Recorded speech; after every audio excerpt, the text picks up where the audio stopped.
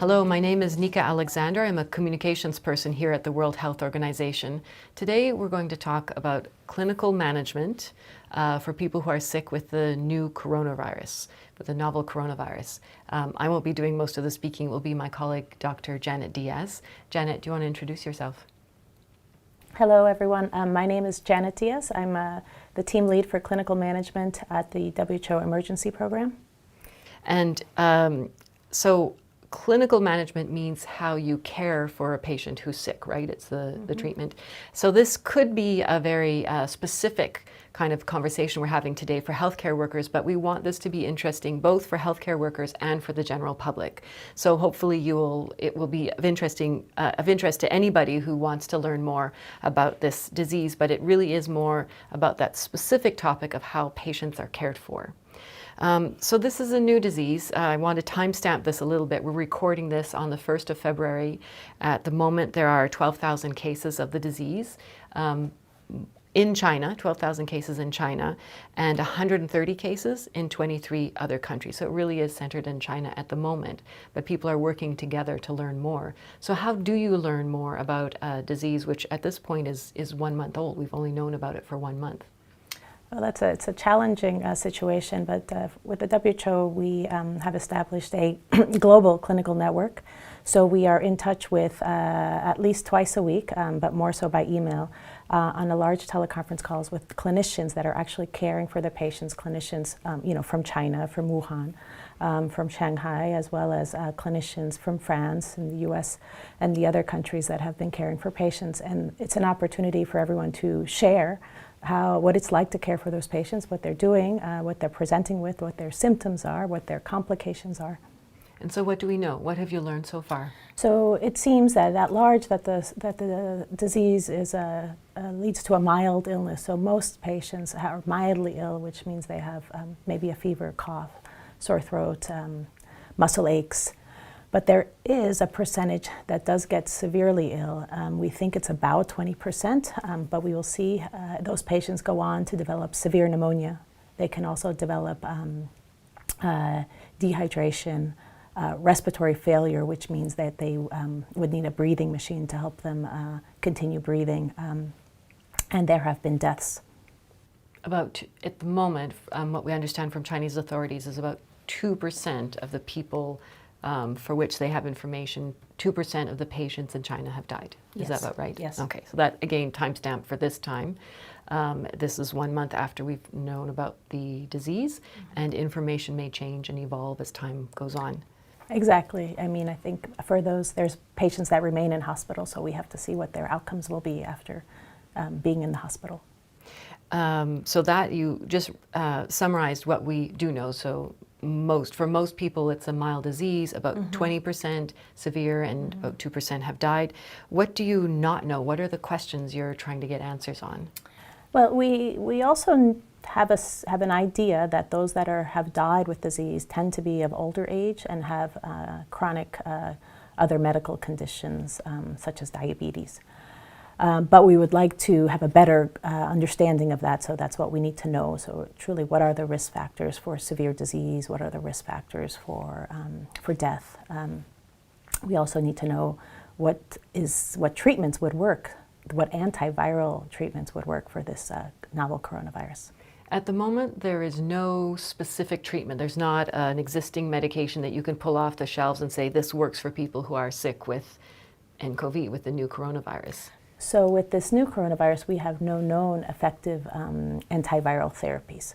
There are some that have potential, we think may work, but we have no known effective antiviral therapies.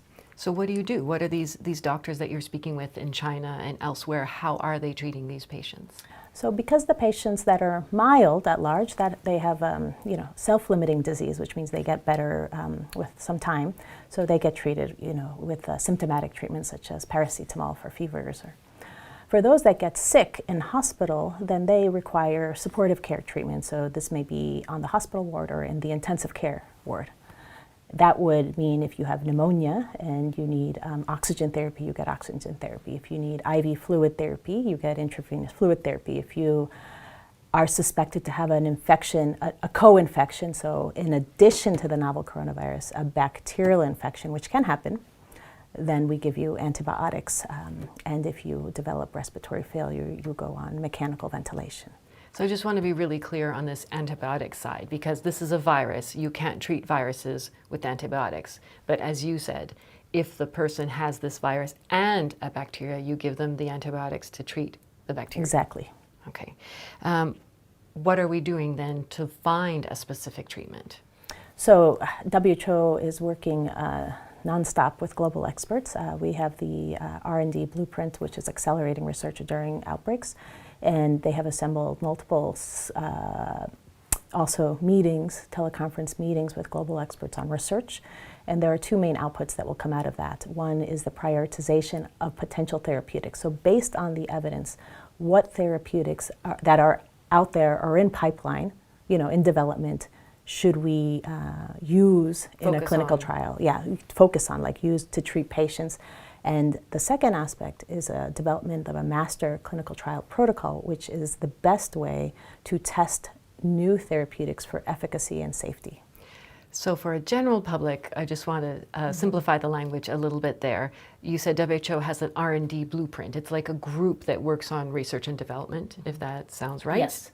And then what is a clinical trial in this context? I think before I came to WHO, I thought a clinical trial was about chemicals and pipettes and whatnot, but it's actually establishing a way of some patients treated with this, some patients treated with that, and then comparing their outcomes, or how does a clinical trial work in this context? Yeah, I think what you've described is true. So what we are doing with the global experts is developing a master protocol which has clear protocol on how you use these new therapeutics, because they need to be tested. Patients will get randomized into one treatment group or another treatment group, depending on what the final protocol determines.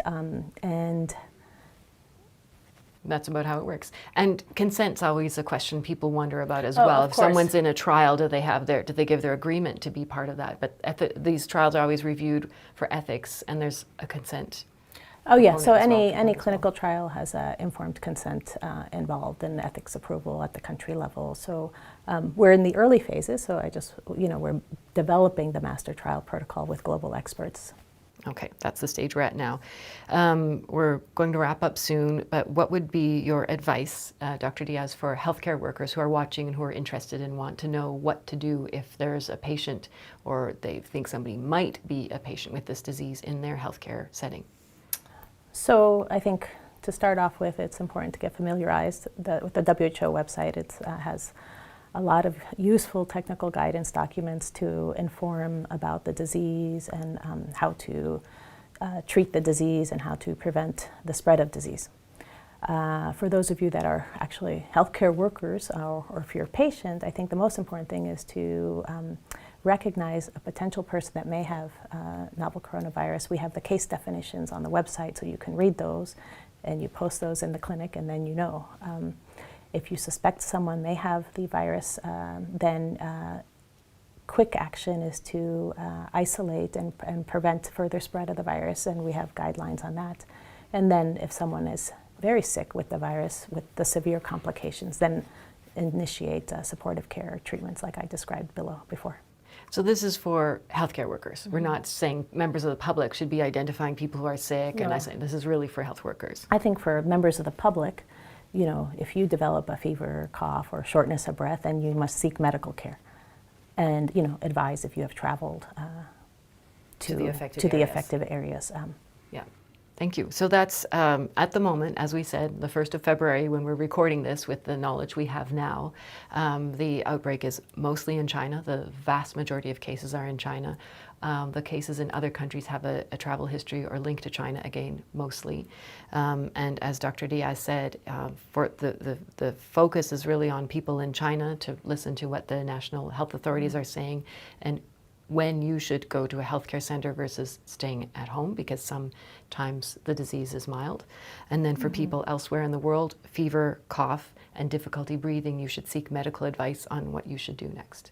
Is that a good summary? Yes. And you mentioned that more information can be found. That's at who.int. We're improving the website, adding more information as we go along, but there is information for if you're traveling, protective advice for yourself, and there's a lot of guidelines for ministries of health and health workers and so on. So thank you so much for watching today, and thank you for being with us. One thing, actually, one more I should add is that this is a more of a general kind of discussion we had, but we're also developing, WHO's developing courses and has more detailed information really for healthcare workers that is more specific and really meant for you and to help you in your work.